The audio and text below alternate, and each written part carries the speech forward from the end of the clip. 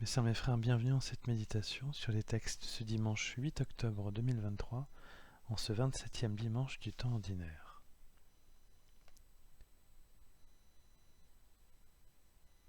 Nous sommes les nouveaux héritiers du royaume de Dieu.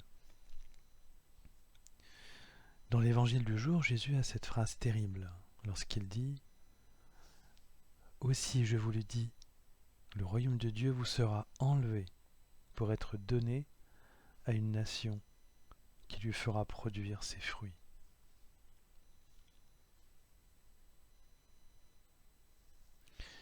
En s'adressant à ses disciples, il fait le constat amer que son peuple, dont la vocation est universaliste, a failli à sa mission. Il s'exprime ainsi à la suite des prophètes qui sont morts, pour certains, sous le coup de leur propre peuple pour avoir trop parlé. Initialement, la mission de Jésus avait été de s'adresser en priorité au peuple d'Israël, pour en rassembler les brebis perdues. La confrontation, cet épisode de confrontation avec la Cananéenne qui lui dit qu'elle voudra bien manger les miettes du royaume comme un petit chien mange les miettes du repas de ses maîtres, cette phrase donne une nouvelle orientation à sa mission. Sa mission reste universaliste, celle du peuple d'Israël, mais dépasse le levier du seul Israël. Désormais, Dieu pourra se saisir de toute action et de toute parole de quiconque pour faire avancer le royaume, ce que l'apôtre Paul poursuivra avec exemplarité plus tard en s'adressant aux nations païennes. Il nous revient alors, à nous, aujourd'hui, de faire avancer le royaume. Car Dieu utilise le monde païen en priorité désormais pour avancer et faire avancer la vérité et sa gloire. C'est une grosse responsabilité. À notre avantage, nous connaissons aujourd'hui les erreurs à ne pas commettre.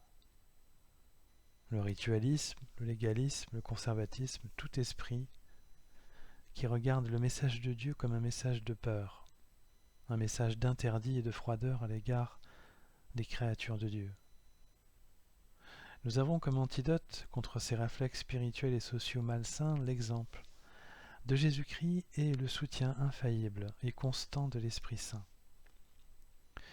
Pour cela, il nous faut prier régulièrement, avant d'agir, comme nous exhorte l'apôtre Paul, lorsqu'il dit, dans sa lettre du jour, en toutes circonstances, priez et suppliez, tout en rendant grâce pour faire connaître à Dieu vos demandes.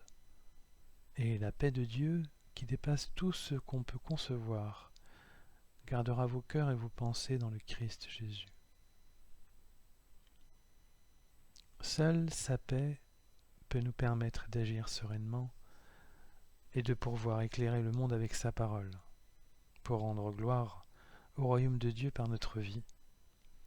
Les évêques nous rappellent constamment de prier, ce qu'ils font constamment dans leur ministère. Sans la prière et l'esprit qui nous guide, la vigne pourra nous être enlevée. Un bon moyen de porter de bons fruits pour le royaume et son vigneron est ce à quoi prépare justement la prière, notre souci du bien commun, des plus pauvres et en général de tous nos frères et sœurs. Dans ses lettres, l'apôtre Paul nous le rappelle souvent.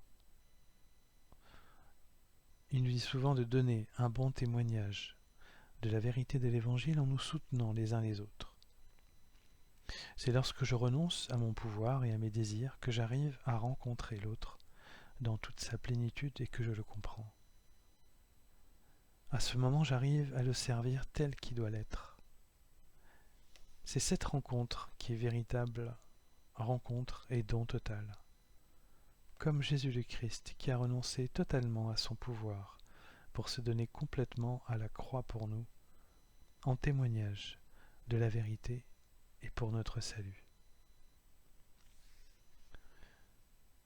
Puissions-nous, mes sœurs, mes frères, suivre son chemin, en nous oubliant nous-mêmes, en aimant les autres comme il nous l'a enseigné, afin que le royaume aille jusqu'à son aboutissement et que la glorification de Dieu par nos vies soit complète.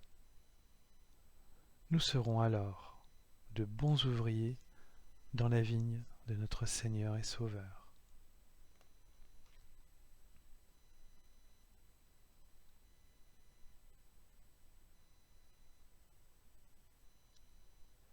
Mes sœurs, mes frères, après cet instant de méditation sur les textes du jour, consacrés à ce nouvel héritage du royaume de Dieu,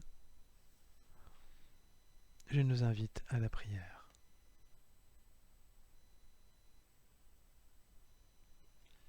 Ô Seigneur Jésus-Christ, je reçois avec humilité tes outils pour travailler à ta vigne. Ton sacrifice et ton amour m'aident à travailler à ton royaume de justice et de paix et à rendre gloire à la vérité.